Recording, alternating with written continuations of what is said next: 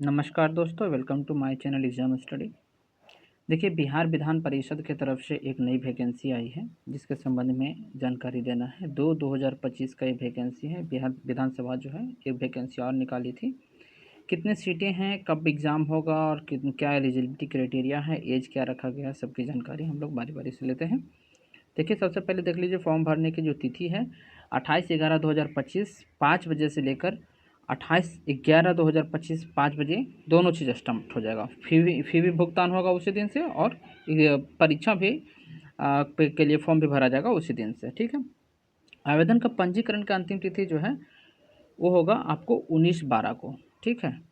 और 21/12 तक आप फ़ी भुगतान कर सकते हैं। मतलब फ़ी भुगतान करने के लिए आपको थोड़ा ज़्यादा समय दिया जाता है। कभी कभी फ़ी कट गया, फंस गया इसके लिए। ठीक है।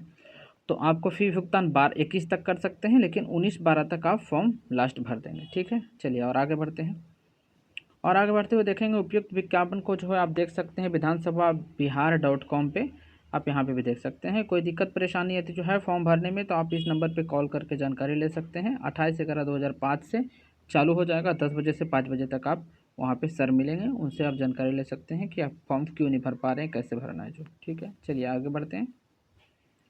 बिहार विधान परिषद जो है इसकी वैकेंसी है। यही चीज़ को फिर से दोहराया गया। अब देखिए यहाँ सीटों की संख्या कितना है। देखिए, निजी सहायक लेवल 7 का होता है। इसमें जो जनरल को 2 मिला है, कुल 7, इसमें 7 सीट है। इसमें जनरल को 2 मिला है और 1 महिला को मिल जाएगी। अनुसूचित जाति वाले के लिए भी 2 मिला है, 1 महिला को मिल जाएगा। अनुसूचित जनजाति के लिए 0 कुछ नहीं मिला है। अत्यंत पिछड़ा वर्ग के लिए 1 मिला है और 1 महिला को मिल जाएगा। मतलब कि जो 1 मिला है वो महिला को हो जाएगा। पुरुष के लिए सीट नहीं है अत्यंत पिछड़ा वर्ग में। ठीक है। पिछड़ा वर्ग में देखिए महिला के लिए 0 सीट है, और फिर इसमें आर्थिक रूप से कमजोर वाले के 1 सीट है जो पुरुष का है, महिला का नहीं है। ठीक है। कुल मिला के 7 सीट हैं, और 7 सीट में 3 सीट जो है महिला को मिलेगा, 4 सीट पुरुष को मिलेगा। राइट। अब देखिए आंसू टंकन वाले जो हैं उनको देखिए कुल सीटों की संख्या आंसू की 12 है। 12 में से 5 जनरल का है और 5 जो है अनुसूचित जाति का है। और इसमें जो है अति पिछड़ा वर्ग के लिए कोई भी नहीं है, अत्यंत पिछड़ा वर्ग के लिए कोई नहीं है, और अति पिछड़ा वर्ग के लिए जो है 1 सीट मिलेगा। कुल मिला के 12 सीट है। देख लिए। डाटा एंट्री ऑपरेटर लेवल 4 का होता है। इसमें 15 सीट जो है जनरल के लिए है, 5 सीट जो है अनुसूचित जाति के लिए है, और 7 सीट आपको मिलेगा अत्यंत पिछड़ा वर्ग के लिए, और पिछड़ा वर्ग के लिए 4 सीट मिलेगा। कुल मिला के 35 सीट हो जाता है ये। निम्न वर्ग लिपि के लिए देखिए है आपका लेवल 2 का है। इसमें 4 सीट जनरल को मिलेगा, 1 सीट अनुसूचित जनजाति को मिलेगा, और 2 सीट अनुसूचित जनजाति को मिलेगा, और 1 सीट मिलेगा अत्यंत पिछड़ा वर्ग के लिए, और पिछड़ा वर्ग के लिए 2 सीट, और आर्थिक रूप से कमजोर वाले के लिए 1 सीट मिलेगा। ठीक है। आर्थिक रूप से कमजोर वाले के लिए हर जगह सीट है, बट कहीं कहीं जो है अत्यंत पिछड़ा वर्ग के लिए नहीं है। अनुसूचित जनजाति वाले के लिए तो बिल्कुल है ही नहीं ये पद। ठीक है। मैं ये नहीं बता रहा हूँ, इसमें जो है लिखा हुआ जो बता रहा हूँ। ठीक है। चलिए आगे देखते हैं। अब देखिए दृष्टिबाधित, मुख बधिर वगैरह वगैरह के लिए यहाँ पे दे रखा है कि इसमें डीडी और ओएच वाले, तो निजी सहायक अनुसूचित जाति के स्तंभ में 2 अंक 2 पर 1 अंकित है। मतलब 1 सीट उनको मिलेगा, 1 सीट इनको मिलेगा, 1 सीट मतलब 2 सीट इनके लिए भी रिजर्व किया गया है। ठीक है। चलिए आइए देखते हैं शैक्षणिक योग्यता क्या चाहिए। तो निजी सहायक लेवल 7 का है। आपको वेतन पता है 44,000 से स्टार्ट होगा, 1,42,000 पर समाप्त होता है। मतलब कि 80,000 के आसपास वेतन आपको मिलेगा। ठीक है। और इनके चाहिए क्या, तो मान्यता प्राप्त विश्वविद्यालय से स्नातक की उपाधि होना चाहिए, और हिंदी और आंसू लिपि में 100 शब्द प्रति मिनट की गति होना चाहिए इनके पास, 100 शब्द प्रति मिनट। ठीक है।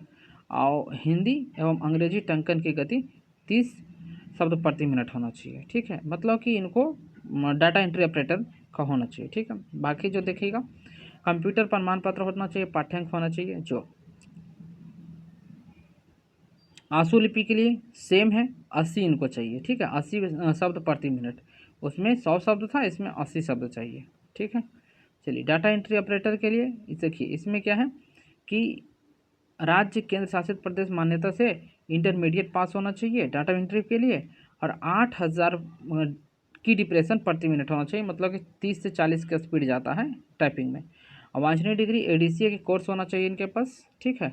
जो कंप्यूटर पाठ्यक्रम में मान्यता होगा। डीसीए नहीं चलेगा, एडीसीए रहेगा तभी चलेगा। या फिर आपको डीओईसीसी न्यू सर्टिफिकेट होना चाहिए, कंप्यूटर दक्षता परीक्षा लिया जाएगा। ये हो गया। अब देखिए लेवल 2 निम्न वर्ग लिपि के लिए क्या चाहिए, इनको भी टाइपिंग करना पड़ेगा 30 शब्द प्रति मिनट के हिसाब से। ठीक है।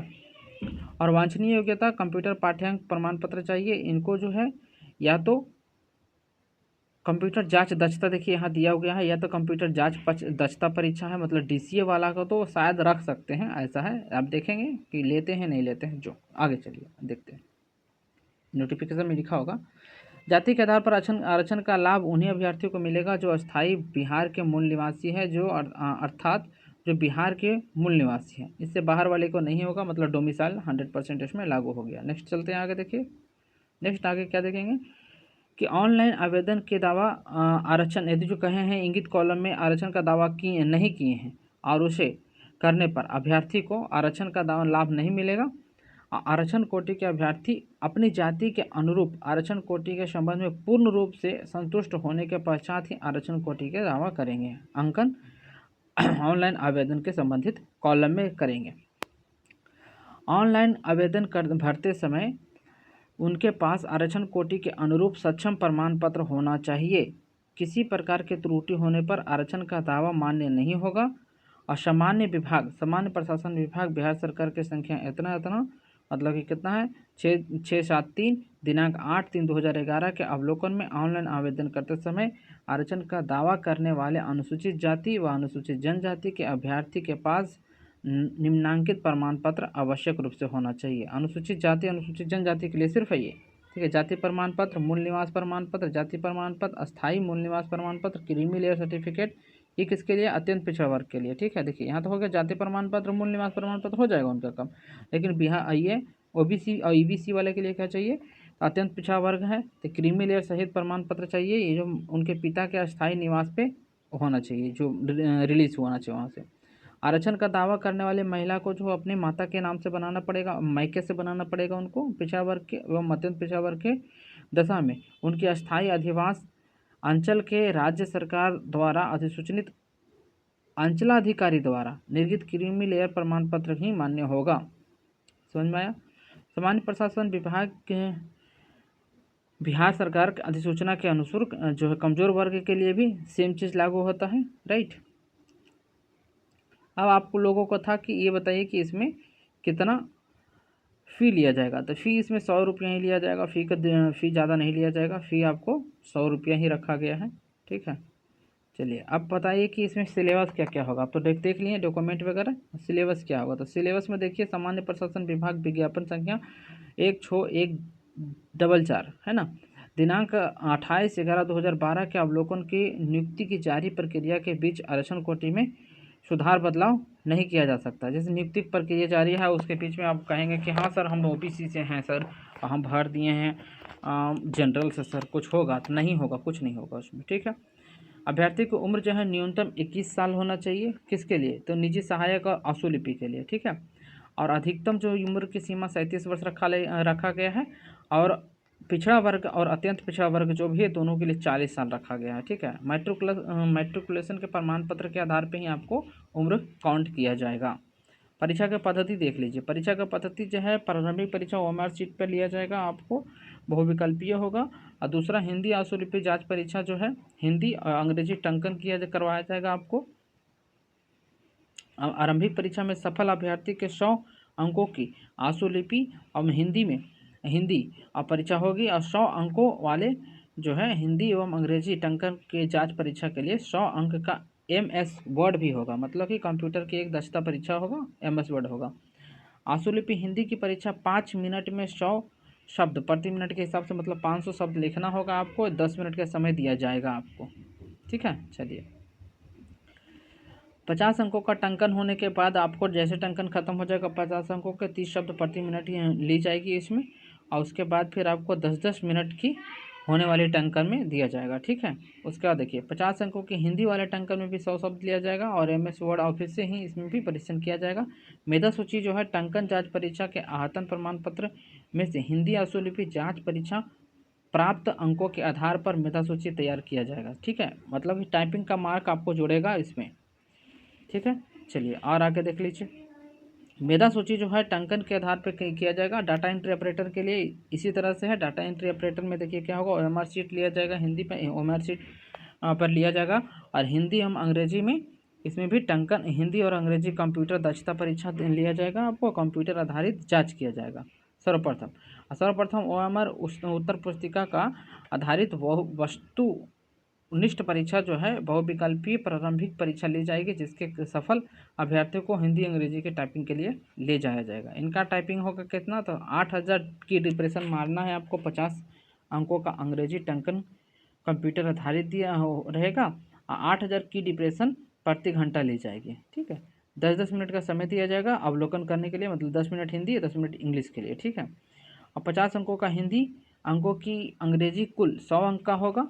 ठीक है, अंकों की अंग्रेजी में कुल 100 अंकों के लिए 1 घंटा का MS वर्ड प्रोग्रामिंग के लिए उसमें दिया जाएगा आपको।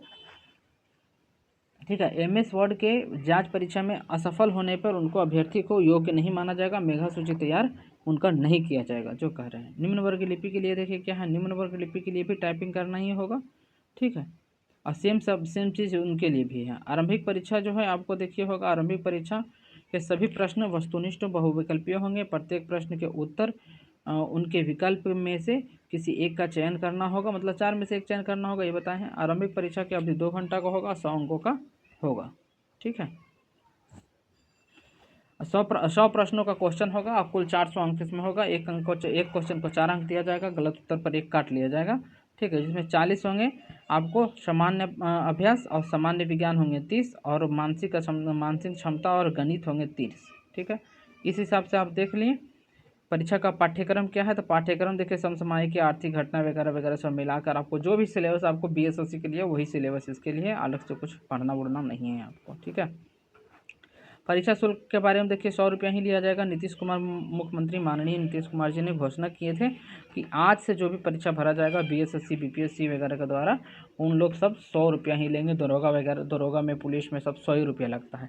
लेकिन इसमें जो है जैसे मेडिकल का कोई फॉर्म निकला है, जैसे बिहार सरकार का मेडिकल का फॉर्म, उसमें छूट नहीं है, ऐसा नहीं कि उसमें छूट हो जाएगा। ठीक है, अब देखने वाली बात यह है कि पॉलिटेक्निक के फॉर्म में क्या छूट रहती है या नहीं रहती है, जो बात है। ठीक है, ऑनलाइन आवेदन पत्र भरने के संबंध में दिशा निर्देश जारी कर दिया गया है कि किस तरह से भरना है। मोबाइल नंबर वगैरह तो अब आप जैसे पोर्टल पे जाएंगे तो सबको पता है, जैसे BSSC के भरे तो वैसा ही भरना है, या फिर साइबर कैफे में जाके भराना है। साइबर कैफे में भराएंगे अपना नाम, पता और डेट ऑफ बर्थ, और आपको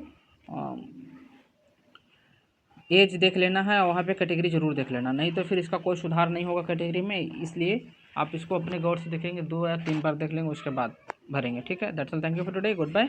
इसी के साथ आप लोग परीक्षा की तैयारी कीजिए और हमारे चैनल से जुड़ के रहिए। जैसे कि मैं GK डेली कराता हूँ 100 नंबर 200 नंबर का, मैथ कराता हूँ 100 नंबर का, मतलब 300 हो गया। वीडियो के लिए कंप्लीट तैयारी आपको हो रही है। Thank you.